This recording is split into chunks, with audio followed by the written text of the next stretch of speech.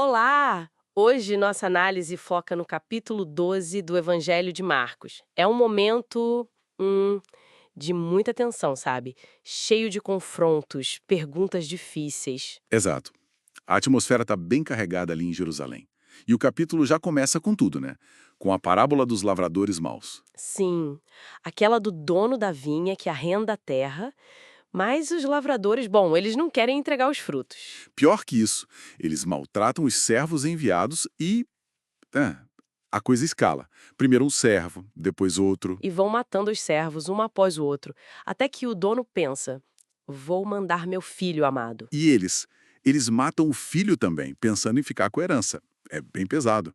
Ok, vamos desmembrar isso. Sim, o que essa alegoria toda significa? O que é fascinante aqui é que ela é bem transparente, né? A vinha, claro, é Israel, o dono da vinha, Deus, os servos. Os profetas, que foram rejeitados e maltratados ao longo da história. Exatamente. E o filho amado. Não tem como não ver Jesus ali. E os lavradores bons são os líderes religiosos da época. O próprio texto diz que eles entenderam que a parábola era contra eles. Perceberam a crítica direta. E tem aquela citação no final, né? Sobre a pedra rejeitada. E isso, a pedra que os construtores rejeitaram se tornou a pedra angular. É uma prefiguração clara. Rejeição seguida de exaltação muito forte. E a pressão continua, né? Não dão trégua para Jesus. Logo depois, uma tentativa de encurralar ele politicamente. Ah, sim. Aquela aliança improvável. Fariseus e herodianos. Gente que normalmente não se misturava. Exato. E a pergunta é uma armadilha perfeita. É lícito pagar imposto a César ou não? Uma sinuca de bico, né? Se dissesse sim, ele perderia apoio do povo, que odiava a ocupação romana. Se dissesse não, Seria acusado de sedição, de traição contra Roma. Perigoso. totalmente. Mas a resposta dele é brilhante. Ele pede uma moeda, um denário. A moeda do imposto. Isso. E pergunta: de quem é esta imagem e inscrição? E eles respondem: de César. E aí vem a frase famosa. Deem a César o que é de César e a Deus o que é de Deus. Se conectarmos isso ao quadro geral, ele basicamente diz: cumpram suas obrigações civis, sim, mas não esqueçam que a lealdade final, a vida inteira, pertence a Deus. Ele desarma a armadilha e ainda ensina um princípio fundamental. Deixa todo mundo admirado, né? Sem palavras. Mas logo vem outro grupo com outra questão. Os saduceus. E a questão deles é bem específica, sobre a ressurreição. Sim, porque eles não acreditavam na ressurreição. E aí contam aquela história complicada da mulher que casou com 7 irmãos, um após o outro.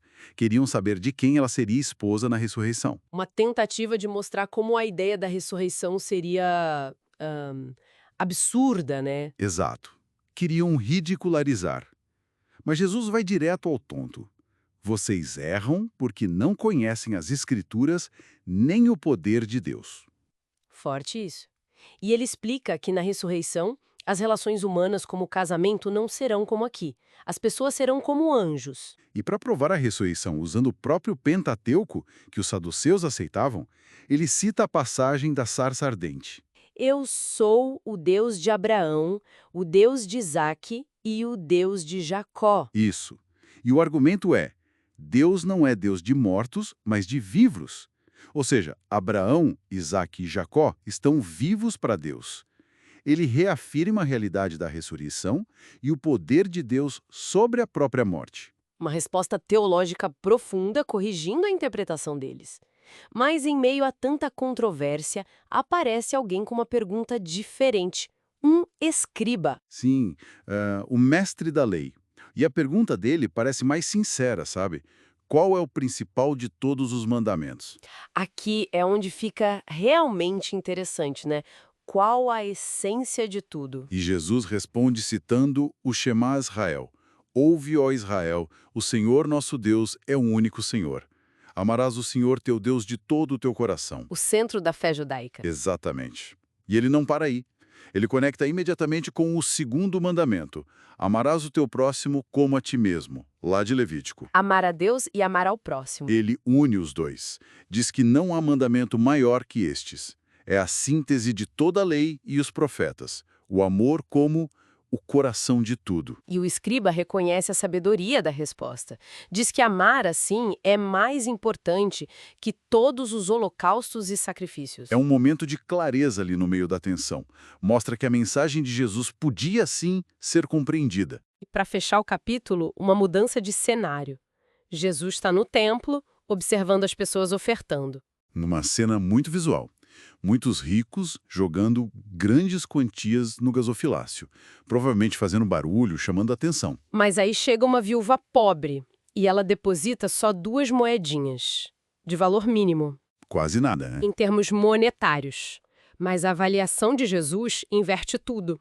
Isso levanta uma questão importante. Ele diz que ela deu mais que todos os outros, Como assim? porque os ricos deram do que lhes sobrava, sabe? Da sua abundância.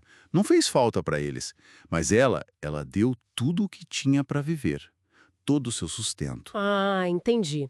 O valor não está na quantia, mas no sacrifício, na entrega total. Exatamente. É o coração por trás da oferta. E isso cria um contraste brutal com a crítica que Jesus tinha feito antes aos mestres da lei, que gostavam de honrarias e, ao mesmo tempo, devoravam as casas das viúvas. Nossa, verdade. A viúva representa a devoção genuína que aqueles líderes desprezavam ou exploravam. Que fechamento poderoso para o capítulo. Sem dúvida. Então, o que tudo isso significa? Recapitulando. A gente viu Jesus usando parábolas para confrontar, respondendo com uma sabedoria impressionante a perguntas capciosas, tanto políticas quanto teológicas. Vimos ele apontando o amor a Deus e ao próximo como o centro de tudo, a essência da lei. E, por fim, contrastando a religiosidade de fachada, a ostentação, com o valor imenso do sacrifício genuíno, mesmo que pequeno aos olhos do mundo, como o da viúva. E talvez a reflexão que fica para quem nos ouve é justamente essa. Como essas histórias mexem com a gente hoje? Como essa tensão entre a autoridade divina e humana, entre aparência e essência na fé, entre dar a sobra e dar tudo. Como isso se aplica na nossa vida, na nossa prática de fé. É verdade. Como a gente discerne o que é realmente valioso aos olhos de Deus daquilo que é só exterioridade? Especialmente quando a gente vive num mundo cheio de pressões sociais, religiosas. Fica aí a reflexão, né? O que realmente significa seguir esses ensinamentos no dia a dia? É algo para se pensar.